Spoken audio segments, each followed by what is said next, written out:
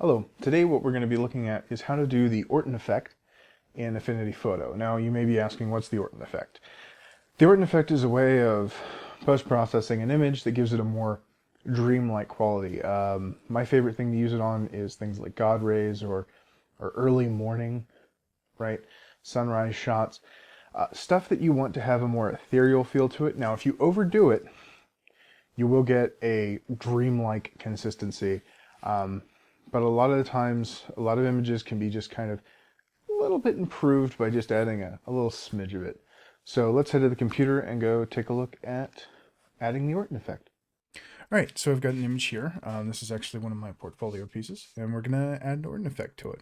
All right, so the first thing that we need to do is we need to go to Layer, and then add a Brightness and Contrast layer. Now, we're going to want to change the blend mode to Screen, and we're not going to touch any of the other settings. And then we're going to go back up here, go to our live layers, get a Gaussian blur layer.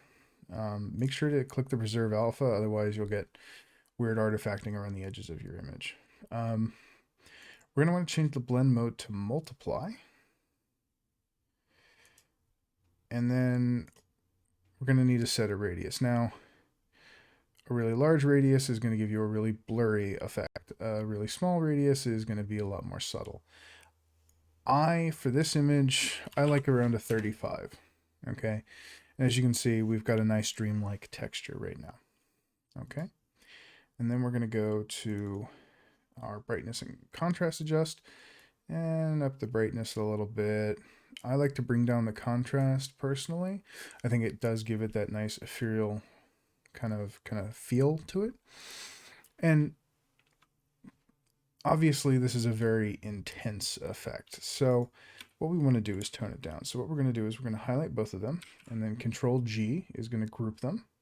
Let's name this group something like Orton Effect so that we know what it is, right? And then we can go over here to the opacity and we can bring it all the way down, and then we can bring it up to our desired level. I'm probably going to stick with about a 20 here, right?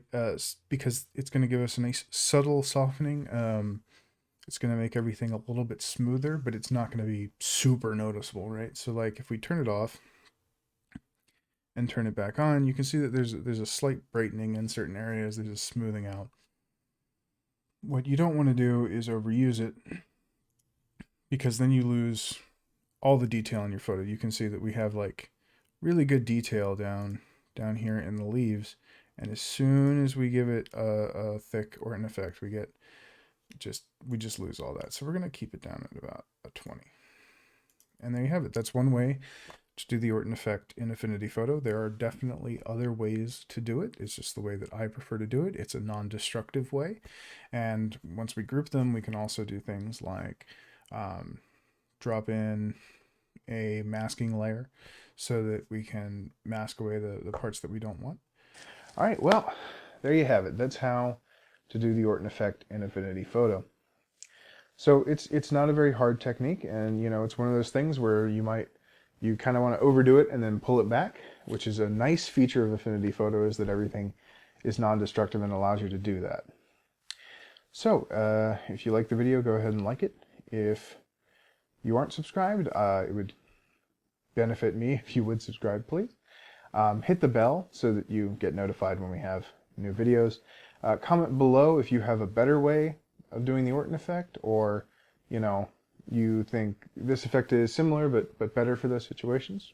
Go ahead and leave a comment, and I'll see you all tomorrow. Bye.